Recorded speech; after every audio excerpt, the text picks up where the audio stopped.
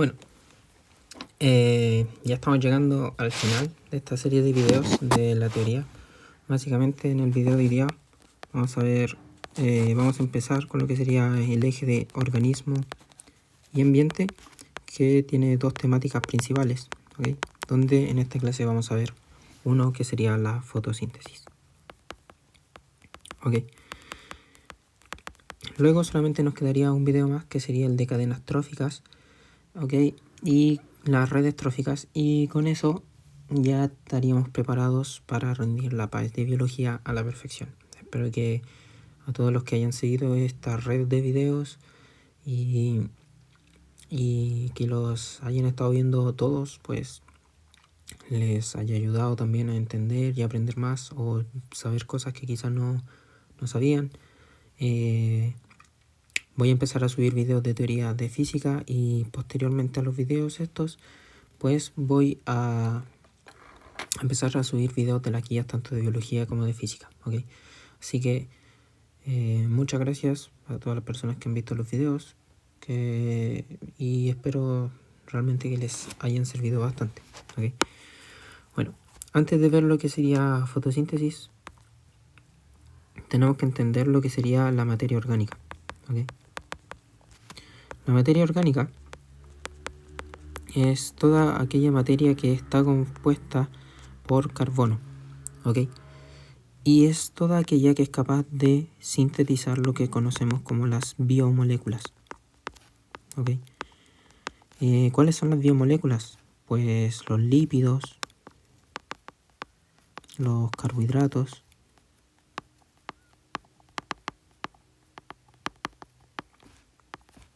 las proteínas y los ácidos nucleicos, ¿ok? Todas aquellas moléculas que van a ser capaces de sintetizar lo que serían estas biomoléculas son las que nosotros vamos a conocer como la materia orgánica, ¿ok? Y que están compuestos por carbono. Estas son las maneras obviamente generales de conocer estas biomoléculas, pero todo esto se basa en unos sistemas menores que al integrarse pues van a ir formando estas biomoléculas, ¿ok? Por ejemplo, los lípidos están compuestos por ácidos grasos, los carbohidratos están compuestos por monosacáridos, los ácidos nucleicos están compuestos por nucleótidos, las proteínas están compuestos por aminoácidos, y todas estas cadenas van a ir dándole una especie de orden, ¿ok? Cada una de estas también va a tener diversas funciones. Las proteínas son de lo más importante, tienen funciones en todas partes, los lípidos también, los carbohidratos también, aunque bueno, los carbohidratos son más que nada una energía a corto plazo, ¿ok? Es como una energía, pero que te sirve como para el momento, ¿ok? Los lípidos van a ser estas reservas, ¿no?, de energía a largo plazo, esta que se nos almacena, como lo dijimos, ¿no?, en el hígado. El problema del hígado graso, todo al final en la biología tiene sentido. Y bueno, los ácidos nucleicos, que vamos a ver cómo es que se van a ir, gracias a los ácidos nucleicos, de hecho vamos a ir teniendo proteínas, ¿no?, a su ARN traducido, es que vamos a ir formando estas biomoléculas. Además de la materia orgánica, tendríamos lo que es la materia inorgánica, ¿ok? Que bueno, estas principalmente no son las que no poseen carbono en su generalidad. Hay algunas que sí poseen carbono, pero la gran parte no poseen carbono, ¿ok? Entonces vamos a hacerle como un tajito para que se entienda. Y estas no se encargan de formar biomoléculas directamente, pero sí las vamos a encontrar como en el agua, en la luz, en el oxígeno, ¿ok? Por ejemplo, las sales también, ¿ok? Entonces vemos que quizás y estas directamente no nos forman las biomoléculas, pero sí tienen una interacción muy directa con ellas, ¿ok? Una vez entendemos lo que sería la materia tanto orgánica como inorgánica, podemos pasar a hablar de lo que sería la nutrición, ¿ok? La nutrición básicamente la vamos a determinar y la vamos a clasificar según dos medios, ¿ok? Nos vamos a clasificar según las fuentes de carbono que presenten, y según la fuente de energía que requieran. ¿Okay? En base a eso es como nosotros vamos a dividir la clasificación de lo que sería la nutrición. ¿Okay? Por ejemplo, todo organismo, ¿okay?, que sea capaz de incorporar por sí mismo lo que sería el carbono y de usarlo por sí mismo, lo vamos a categorizar como un organismo autótrofo. ¿Okay? Es capaz de fijar su propio carbono. ¿Okay?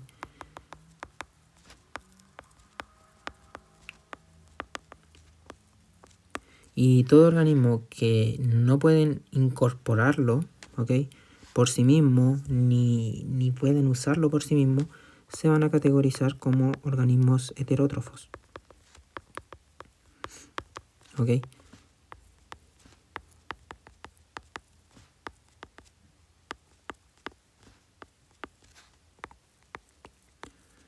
A esto nos referimos, por ejemplo, a nosotros, ¿no? Nosotros somos organismos que no creamos ni fijamos nuestro propio carbono. Nosotros lo consumimos a través de lo que encontramos en el aire, ¿no? Del dióxido de carbono y de otras moléculas orgánicas que vamos a ir pillando por ahí, ¿no? Como lo son, pues, de lípidos, de carbohidratos, de donde nosotros vamos a ir sacando esas fuentes de carbono, ¿ok? Y si nos categorizamos por fuentes de energía, tenemos que ver que tenemos organismos que ocupan luz como su fuente de energía, y esos son los organismos que nosotros conocemos como los organismos foto, ¿ok?, que requieren de una energía solar. Y tenemos organismos fotoautótrofos, o sea que son capaces de ellos mismos producirse, o tenemos de fotoheterótrofos. ¿Ok? Otro mecanismo de fuente de energía serían las moléculas orgánicas. ¿Ok? Todo organismo que necesita una fuente de energía orgánica o inorgánica va a ser conocido como organismo quimio. ¿Por qué? Porque necesita a través de estos procesos químicos. Y al ser orgánica va a ser un organismo quimio heterótrofo.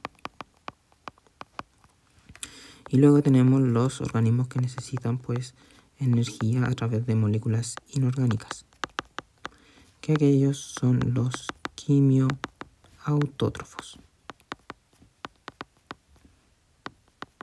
¿Ok?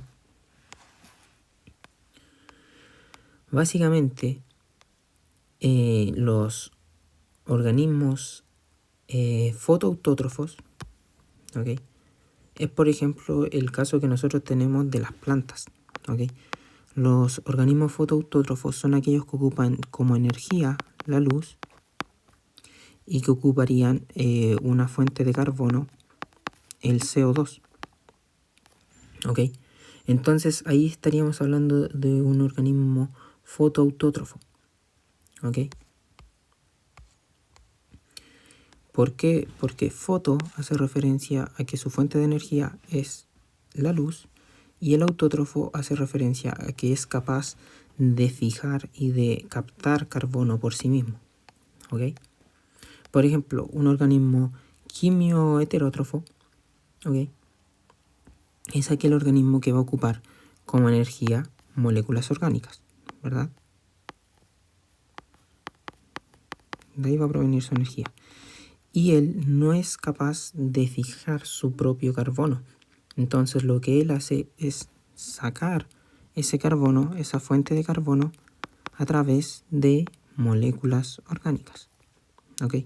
Entonces vemos como los organismos quimioheterótrofos son organismos que tanto la energía como su fuente de carbono proviene de moléculas orgánicas.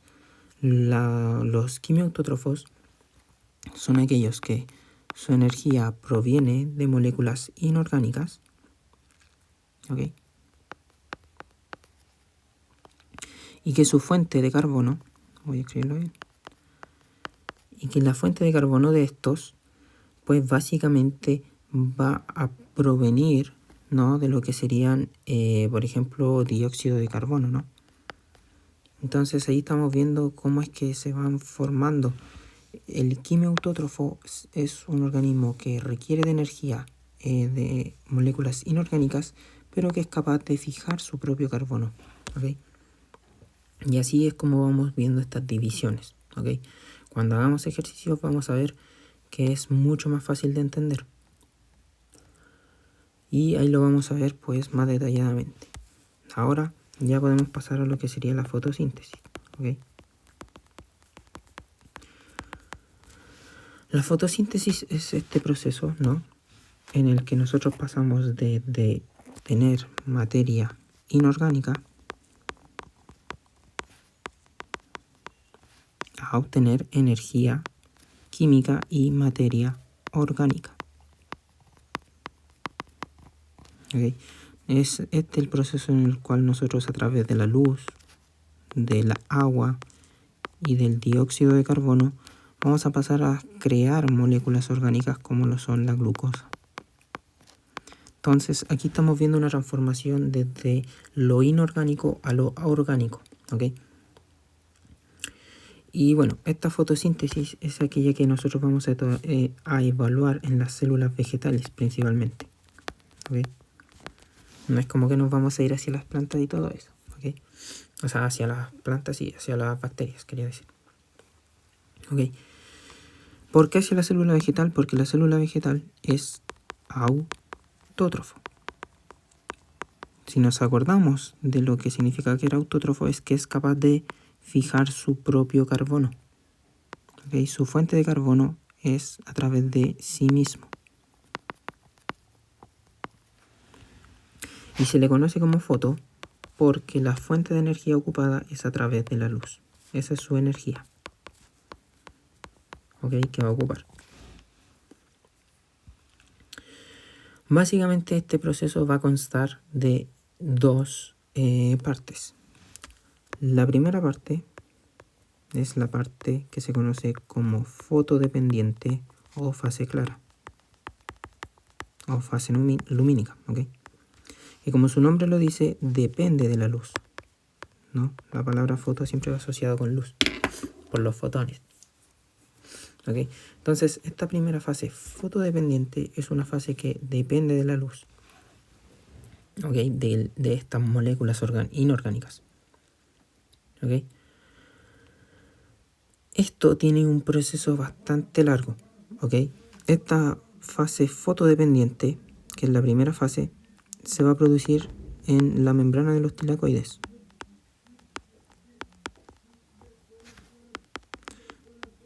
Recordemos, ¿no?, que como vimos desde el principio, lo que es la fotosíntesis surge en los cloroplastos. ¿Okay? Cloroplastos que se componían, ¿no?, según lo que nosotros estudiamos principalmente, de una región que se conocen como los tilacoides y de otra región que se conocen como los estromas. ¿Okay? Entonces esta fase fotodependiente, que es la primera, ocurre en la membrana de los tilacoides.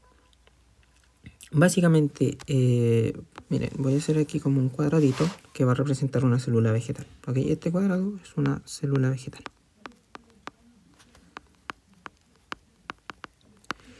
Entonces voy a hacer aquí ahora como un marco. Aquí una especie de marco. ¿Okay?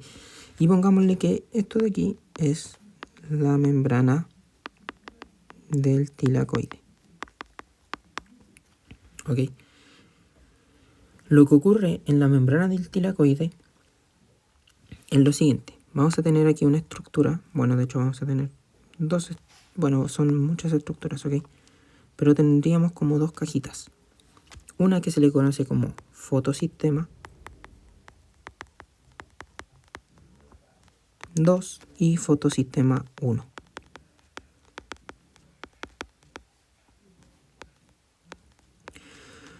¿Ok? Estos fotosistemas son básicamente complejos proteicos. ¿Ok? Sin un dibujo o una imagen, la verdad es que es bien difícil enseñar esto, pero bueno. ¿Ok? Los fotosistemas son complejos proteicos. Estos complejos proteicos están conformados por dos estructuras, ¿ok?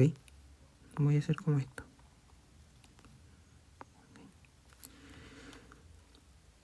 Está compuesto pues por esta estructura con esta, que ambas van a ser lo que vamos a conocer como ¿cómo es que se llaman? Complejo antena, creo que se llaman.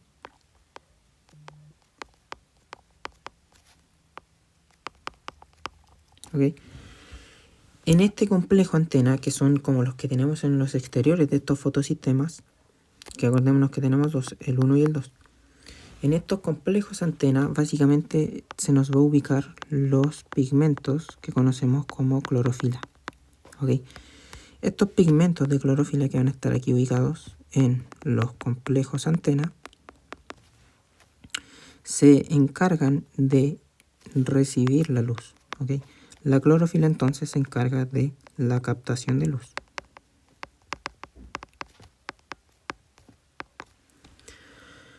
Y esta captación de luz va a producir lo que es el primer paso de la fase fotodependiente. ¿Ok? Tenemos la fase fotodependiente y tenemos aquí varias cosas que van pasando. Entonces, el primer paso de esta fase fotodependiente es la excitación de la clorofila. Uy, me dio analfabetismo. La excitación de la clorofila. ¿Qué significa esto? Esto significa que en este complejo, ¿ok? Este complejo antena, en este fotosistema, que es un complejo proteico, específicamente en el fotosistema 2, ¿ok? Está lleno de clorofila en su complejo antena. ¿Ok? En su complejo antena está lleno de clorofila. De hecho, esto está mal dibujado, no debería ser una banana. Como algo así, ¿ok? Y es como algo así porque aquí tiene que quedar un canal que va hacia adentro de la membrana. Recordemos que esto está ubicado aquí, ¿ok? Esto está lleno, el complejo antena está lleno de clorofila, de estos pigmentos. Todos esos puntitos son pigmentos de clorofila. Entonces, va a llegar luz y la clorofila lo que va a hacer es que se va a excitar. Y se van a excitar a tal punto de que van a empezar a generar energía. Van a empezar a hacer energía porque se van a estar moviendo. Y esta energía se va a ir moviendo de clorofila en clorofila, de pigmento a pigmento, hasta llegar como adentro de este complejo, de este fotosistema, ¿ok? En esta parte de adentro de este complejo de proteína, de este fotosistema, está lo que se conoce como el centro de reacción, que es a donde se va a liberar esta energía de la clorofila, ¿ok? Esta energía va a ser básicamente electrones, ¿ok?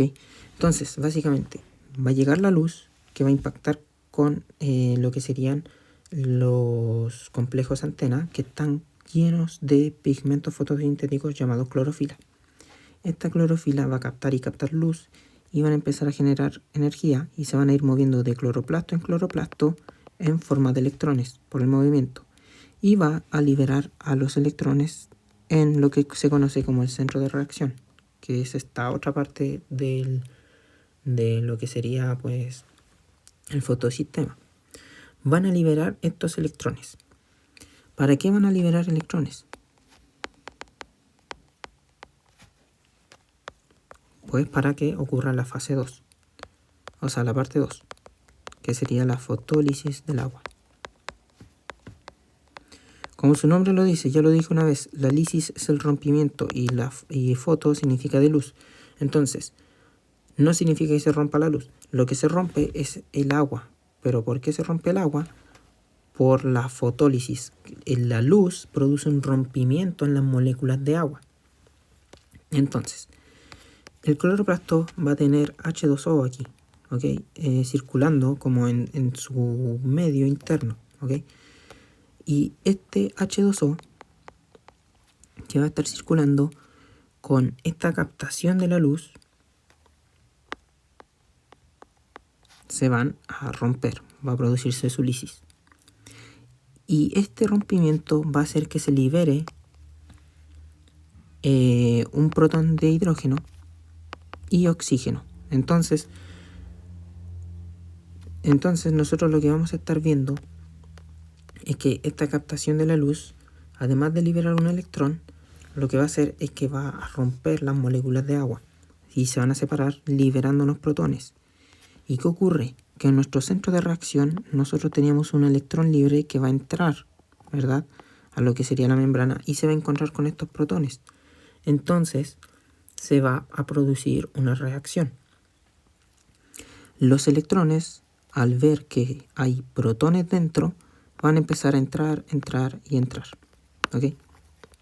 ¿Y para qué se hace este rompimiento del agua? Pues además de liberarnos oxígeno, también va a estar liberando lo que son estos protones que son clave para el paso que sigue. ¿Ok? Que es la cadena transportadora de electrones, que también lo vimos en la respiración celular, que les recomiendo ir a ver ese video también. ¿Ok? El electrón que se liberó en este medio interno va a llegar a lo que es la cadena transportadora de electrones. Va a llegar a esta cadena. ¿Ok? ¿Y qué va a pasar ahí? Que lo que va a pasar es que tiene que pasar un complejo, ¿no? Esta cadena transportadora de electrones que va a estar aquí, tiene que traspasarla. Y entonces el electrón es como una persona que tratando de escalar una montaña, va a ir perdiendo energía.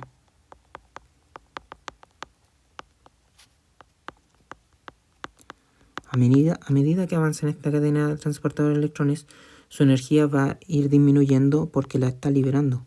¿Okay? Está liberando esta energía, entonces la va a ir perdiendo de a poco. Y al ir perdiendo esta energía, el organismo hace que estos protones que estaban libres, producto de la lisis, vayan a entrar en este, ¿cómo se dice?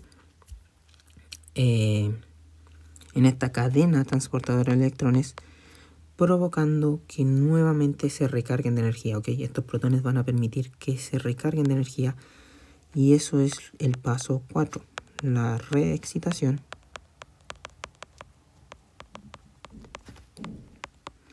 de los electrones. Estos electrones que iban perdiendo energía, al juntarse con estos protones y al producirse este movimiento por la cadena transportadora de electrones, van a llegar al segundo fotosistema, que es el fotosistema 1. No es que esté mal, ¿ok? Primero se parte por el fotosistema 2 y luego se pasa al fotosistema 1. Estos electrones que fueron libres y que recorrieron ya la cadena transportadora de electrones, que pasaron todo ese largo camino, van a llegar al fotosistema 1. ¿Y para qué llegan al fotosistema 1? Pues en el fotosistema 1 funciona igual que el fotosistema 2. Los complejos antena van a estar captando luz, ¿ok?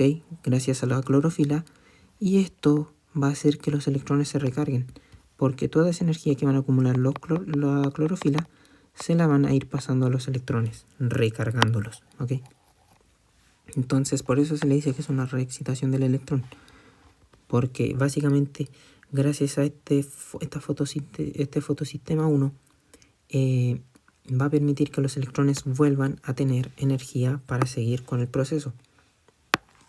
¿Y por qué necesitan seguir con el proceso? Porque falta todavía lo que necesitamos, lo que buscamos principalmente con esta fase fotodependiente. ¿Ok? ¿Qué es lo que se busca con esta fase fotodependiente, no? Esa es la gran pregunta. Y es la producción de algo que ya conocemos también de la respiración celular, que es el NADPH, que recordamos, ¿no?, que estos son nuestros vehículos de electrones. ¿Ok? Lo que ocurre es que tanto los electrones, ¿ok?, ahora recargados, como los protones que nos van quedando liberados gracias a la fotólisis del agua, van a pasar por una enzima que se conoce como NADP reductasa, que básicamente por la gradiente de concentraciones, ¿no?, entre los electrones y los protones, va a producir, al traspasar estos electrones y protones, va a producir lo que más buscamos, que es NADPH. ¿Ok? Y además de producir este NADPH, vamos a tener lo que es la producción de ATP.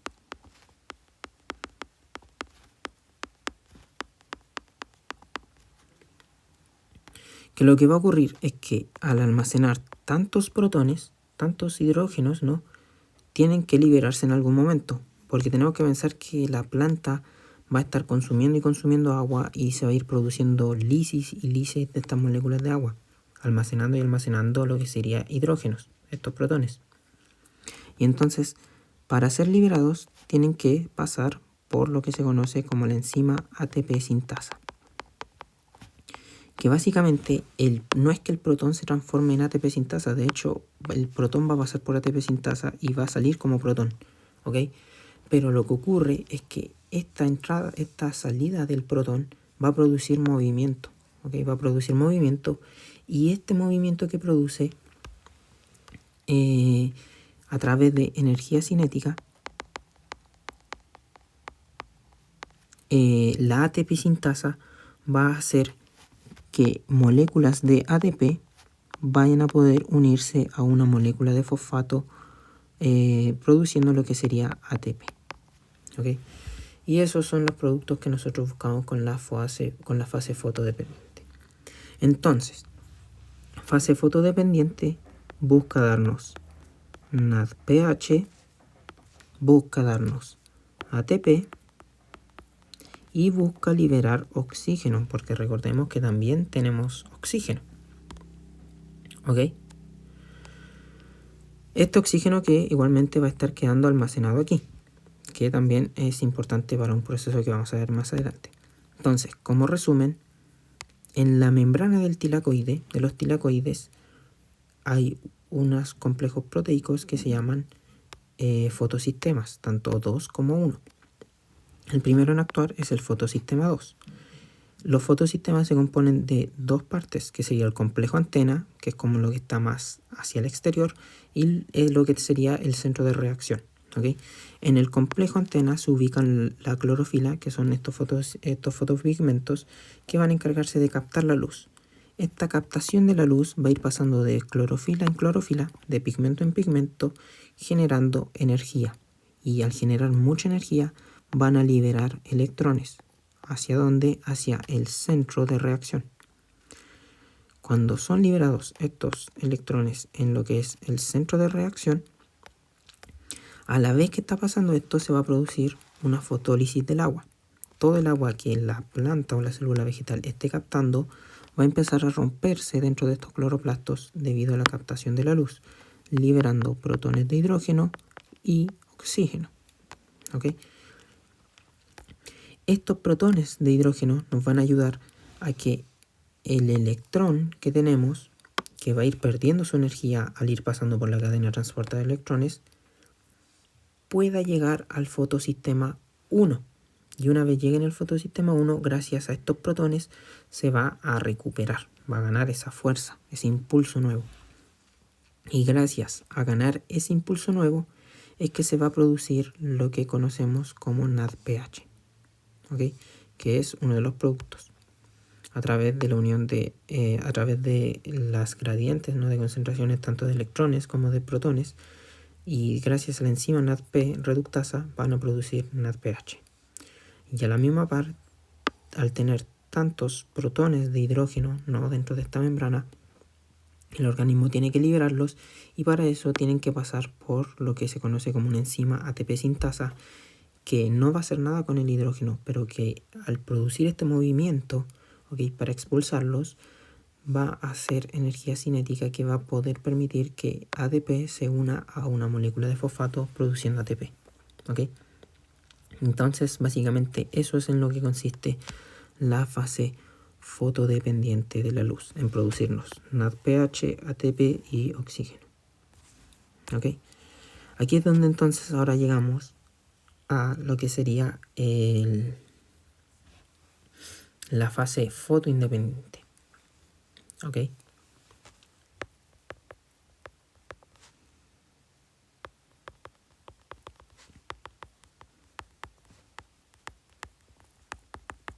¿Y qué ocurre aquí? Si nos fijamos, en la fase fotodependiente ocupamos solamente dos moléculas. Ocupamos el agua y la luz. Pero no ocupamos lo que era el dióxido de carbono. Y es aquí donde toma su papel importante lo que es el dióxido de carbono en la fase fotoindependiente, o sea, la que no depende de luz, o la que mucha gente dice fase oscura. ¿Ok? Esta fase fotoindependiente no se produce en el tilacoide, sino que se produce en el estroma, ¿ok? Que era este otro sector del cloroplasto. ¿Ok? Se produce en el estroma. Lo que va a ocurrir es lo que se conoce como el ciclo de Calvin. ¿Ok? Entonces, la fase fotoindependiente se le conoce como fase fotoindependiente, fase oscura o ciclo de Calvin. En lo que consiste es que este dióxido de carbono tiene que ser fijado. Entonces, el primer paso es la fijación del carbono. Que como lo vimos, este es un organismo fotoautótrofo. Y al ser autótrofo significa que es capaz de fijar su propio carbono. ¿Ok? A diferencia de nosotros. Esta fijación del carbono se va a producir gracias a lo que sería la RUB-BP. ¿Ok? Que la RUB-BP, si no me equivoco, es como una enzima. ¿Ok? Si no me equivoco. Esta RUB-BP se encarga de fijar el carbono.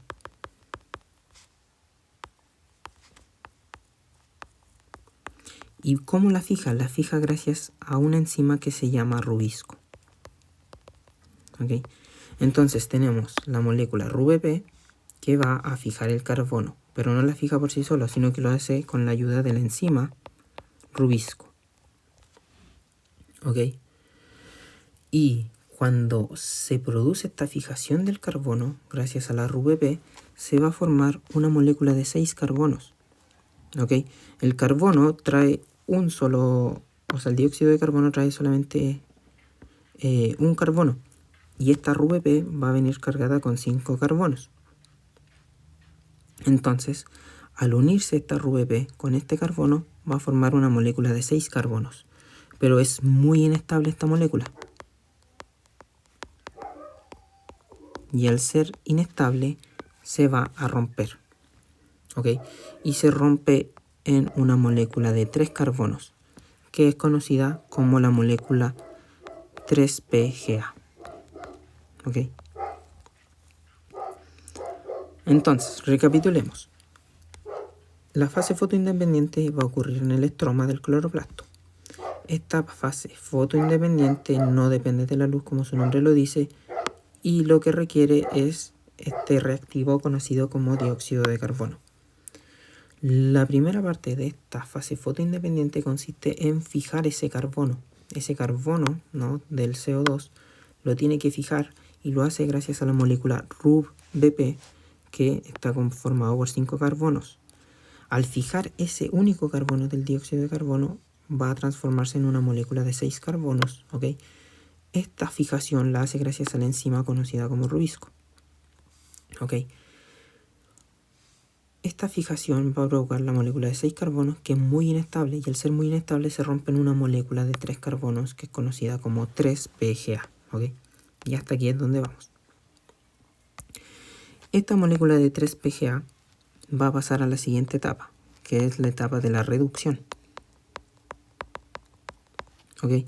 Entonces, la 3PGA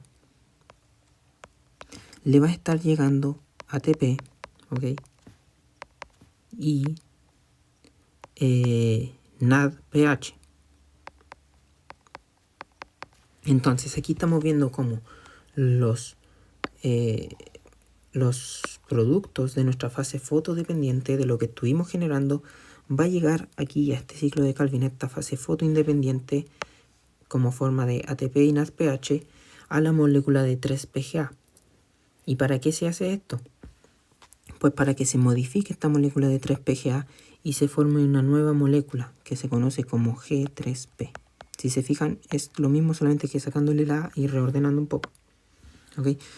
Y esta molécula de G3P es lo que conocemos como un precursor de glucosa.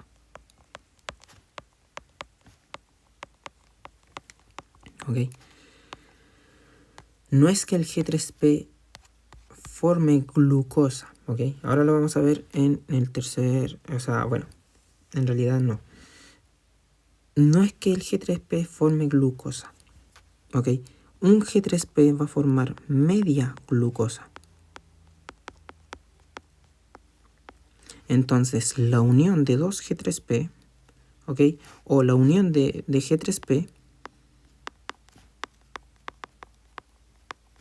van a formar lo que conocemos como glucosa. ¿Ok? Pero como vimos, ahora hay que ver qué ocurre porque esto es un ciclo. Entonces tenemos que volver a lo que teníamos al inicio. Y es ahí donde pasamos a la fase 3, que es básicamente la regeneración de la molécula original. ¿Ok? Vamos a dejarle como regeneración. La G3P se va a producir en 6 cantidades, ¿ok? Donde una va a ir hacia la formación de glucosa y 5 van a ir hacia esta fase 3, ¿ok?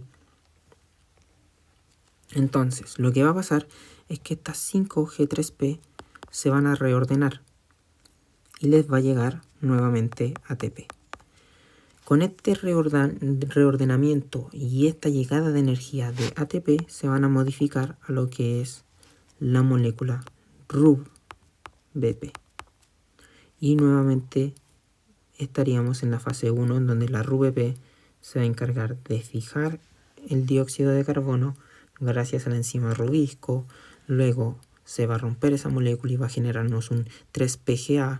Ese 3-PGA, gracias a la entrada de los productos de la fase fotodependiente, que serían ATP y NADPH, se va a modificar a G3P, que es un precursor de glucosa, que al unirse a otro G3P va a terminar produciendo lo que es la glucosa, y que los que sobran, o sea, en realidad la mayoría, van a pasar nuevamente por este ciclo para formar nuevamente RUBP. Y así es como funciona la fase fotodependiente y la fase fotoindependiente. Ahora hay un problema, y es que las plantas, las células vegetales, llega a un punto en el que, por ejemplo, se les empieza a acumular mucho oxígeno, ¿ok? Y los cloroplastos, ¿ok?, tienen una estructura que se conoce como estoma, que es muy parecido al estroma, o sea, en nombre, obviamente. Y este estoma se encarga del intercambio gaseoso. Hay periodos en los que la planta, ya sea por la temperatura alta o por distintas situaciones, va a cerrar estos estomas, que básicamente los estomas son poros, ¿ok? Son como poros que sirven para el intercambio gaseoso. La célula vegetal va a cerrar estos poros, este estoma, este intercambio gaseoso, y lo que va a pasar es que va a dejar de estar recibiendo dióxido de carbono. No va a tener este ingreso de dióxido de carbono, pero va a seguir teniendo ingreso tanto de luz como de agua. Y al estar teniendo ingreso de luz y agua, se va a seguir produciendo todo lo que sería la fase fotodependiente. Va a seguir produciéndose NADPH, va a seguir produciéndose ATP, va a seguir produciéndose oxígeno, va a seguir produciendo protones de hidrógeno y va a seguir liberando oxígeno dentro del sistema. Va a llegar un punto en el que se va a acumular mucho oxígeno y el organismo va a tener que eliminarlo. ¿Y cómo lo hace? Lo hace mediante un proceso conocido como la fotorrespiración, que es un proceso negativo, ¿ok? ¿Por qué es un proceso negativo? Porque básicamente el organismo empieza a gastar toda esta energía que podría tener almacenada, empieza a gastar todos estos protones de agua, empieza a gastar todo este NADPH, el ATP, y solamente para eliminar este oxígeno que va almacenando. Entonces es un proceso que se le conoce como un proceso negativo, que es la fotorrespiración. No es que le haga daño a la planta, pero no le sirve de nada, porque no le va a generar nada esta fotorrespiración, solamente va a ir eliminando oxígeno. ¿Y por qué ocurre esto también? Es porque el rubisco no es capaz de distinguir entre CO2 y oxígeno. Entonces el rubisco piensa que la célula sigue generando y generando CO2, o sea, sigue incorporando CO2, pero los estomas están cerrados, entonces en realidad no está recibiendo CO2, está recibiendo solamente oxígeno que se produce por la fotólisis, ¿ok? Y va a fijar oxígeno, y todo este ciclo de Calvin, en vez de estar ocurriendo para el carbono, va a estar ocurriendo para el oxígeno. Y se va a ir perdiendo todas estas moléculas de energía, todo se va a ir perdiendo, ¿ok? Bueno, tenemos que entender que hay factores que afectan la fotosíntesis.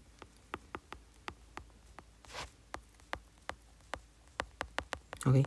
Los factores que afectan serían la temperatura y el pH, por ejemplo. ¿Ok? Por ejemplo, si se produce un aumento en la temperatura o en el pH, tenemos que entender que toda esta fotosíntesis ocurre gracias a proteínas. Los fotosistemas que vimos están llenos de proteínas, son complejos proteicos. ¿Qué más? Bueno, las enzimas que ocurren en la fase fotoindependiente. Tenemos el rubisco, por ejemplo. Tenemos la ATP sintasa en la fotodependiente. Tenemos la NADP reductasa, que son enzimas. Entonces, si aumenta la temperatura y aumenta el pH, esto genera una desnaturalización de las proteínas.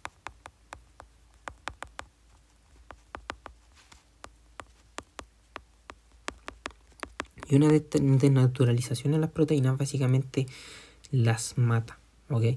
¿Y qué pasa si te destruyen lo que es la ATP sintasa? Que no vas a tener protones ni vas a tener ATP, ¿ok? No vas a tener esta salida ni de protones, ni vas a estar generando ATP.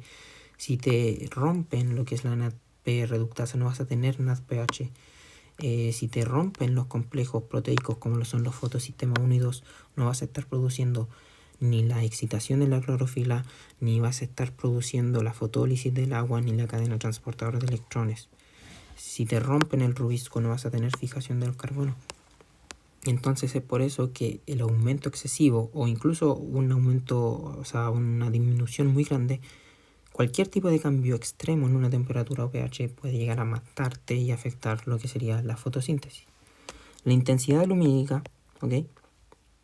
Tenemos que considerar que beneficia, ¿ok? Beneficia lo que sería la fotosíntesis, pero solo hasta cierto punto. ¿Por qué solo hasta cierto punto? Porque vamos a ver cómo a mayor intensidad lumínica va a haber más fotosíntesis hasta que va a llegar a un punto máximo, donde se va a saturar, ¿ok? Y ahí pues no va a haber un mayor aumento de lo que sería la fotosíntesis. Y ocurre lo mismo con el dióxido de carbono. Si hay mucha cantidad de dióxido de carbono, va a hacer que haya más fotosíntesis hasta que va a llegar un momento en el que se satura. Entonces ocurre básicamente lo mismo con el dióxido de carbono.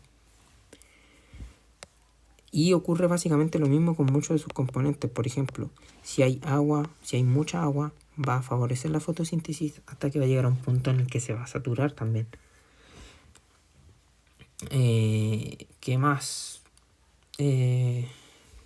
La clorofila también afecta, ¿ok?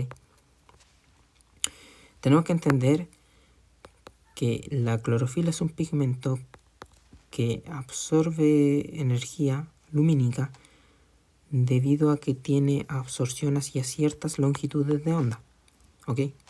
Esto es lambda, ¿ok? Yo lo hago de esa manera. Entonces lo que hace es que absorbe longitudes de onda, ¿ok? Y la que refleja obviamente es de color verde. Eso es porque la frecuencia, o sea, la longitud de onda, en realidad, de la luz verde no es capaz de absorberla. Y cuando, esto lo vamos a ver en física, pero cuando un cuerpo no es capaz de absorber una longitud de onda, la refleja, ¿ok? Entonces se reflejaría este color verde. Y esto básicamente nos va a determinar qué tipo de luz funciona y qué tipo de luz no funciona. Por ejemplo, cuando llega el momento en el que estamos, por ejemplo, en otoño o invierno, ¿sí? Las plantas, todos vemos cómo pasa de color verde a un color naranjo. Las hojas principalmente, ¿no? Y esto ocurre porque la clorofila deja de funcionar, ¿ok? Y entonces la clorofila deja de captar estas longitudes de onda y se pone de color naranjo, ya que otro pigmento, no es que las plantas tienen miles de pigmentos, ¿ok? Pero el principal es la clorofila en la captación de luz. Pero lo que va a pasar es que cuando la clorofila como que deje de trabajar, se va a hacer cargo el segundo pigmento que más tiene presente, que son los carotenoides, que por ejemplo también pigmentos que vemos en las zanahorias y en otros vegetales. Y es por eso que toma este color anaranjado, ¿ok? Entonces básicamente la clorofila va a decirnos qué tipo de luz es la que se va a captar, ¿ok? El tipo de luz que vamos a estar captando. Y también, bueno, asociándolo, ¿no?, a lo que es la fotorrespiración, que básicamente va a afectar a la fotosíntesis mucho, ya que va a estar gastando la energía que puede ser ocupada para la fotosíntesis. ¿Qué cosas pueden afectar en la fotorrespiración y que obviamente van a afectar a la fotosíntesis? El estoma. Recordemos que no es estroma, es estoma, sin la R. El estoma va a decidir si hay intercambio gaseoso o no. ¿Ok? Es por eso que importa mucho aquí. El otro factor que importa en la fotorrespiración es el rubisco, porque el rubisco, como les dije antes, no logra diferenciar lo que sería el dióxido de carbono del oxígeno. Por lo que si el estoma cierra el intercambio gaseoso y el organismo encuentra que hay mucho oxígeno, va a decir, bueno, esto es dióxido de carbono, o en realidad ni siquiera sabe cuál es cuál. Entonces va a decir, bueno, sigamos nomás fijando, y va a estar fijando lo que es el oxígeno en vez de estar fijando lo que es el dióxido de carbono, y va a estar perdiendo esa energía. Esto también va a estar diciéndonos que si hay un gran aumento de oxígeno, ¿ok?, va a competir con lo que sería el dióxido de carbono para buscar cuál va a ser la fotosíntesis de los dos, ¿ok? Entonces, esto sería toda esta clase de lo que sería organismo y ambiente. Ya solamente nos faltarían lo que serían cadena trófica y redes tróficas. Y con esta información, que la verdad sí es muy confuso y yo creo que quizás me pude haber explicado mejor, la verdad. También es un tema que no manejo al 100%, ¿ok? Así que lo siento si es que no se ha entendido correctamente. Pero bueno, con esto ya estaríamos terminando lo que sería biología para la paz. Espero que este video les haya ayudado y que hayan podido entender un poco de lo que se produce en la fase fotodependiente, en la fase fotoindependiente, en qué lugares ocurren del cloroplasto, cuáles son sus productos principales, ¿ok?, cuál es su composición principal para saber qué cosas pueden llegar a afectar en esta fotosíntesis. También que hayan entendido las diferencias entre las fuentes de carbono, ¿ok?, entre los organismos autótrofos y heterótrofos, y entre las fuentes de energía que van a ocupar estos. Que hayan entendido un poco de lo que es la fase fotoindependiente y sus productos principales, ¿ok? Básicamente la fotosíntesis, a modo de resumen general, es que a través de moléculas inorgánicas nosotros estamos creando moléculas orgánicas como lo son la glucosa, ¿ok? Y si es que aprendieron bien cómo es la composición, ¿no?, si es que lograron entender un poco de lo que dije, pues van a entender qué factores pueden afectarlo, ¿no?, como el aumento de las temperaturas, el pH, cómo la intensidad lumínica, el dióxido de carbono y el agua son beneficiosos para la fotosíntesis, pero hasta cierto punto nada más. Todo en exceso hace mal, como se sabe. El trabajo de la clorofila, ¿dónde se hace? En los complejos proteicos, que su trabajo es la captación de la luz, y a través de esta captación de la luz van a ir generando energía con el movimiento de un electrón que van a liberar, ¿ok?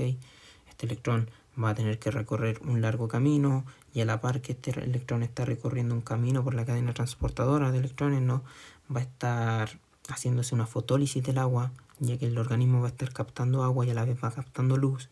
Esta luz va a romper las moléculas de agua para liberar tanto protón como oxígeno. Necesita liberar esos protones porque los va a necesitar posteriormente para producir NADPH, para producir ATP.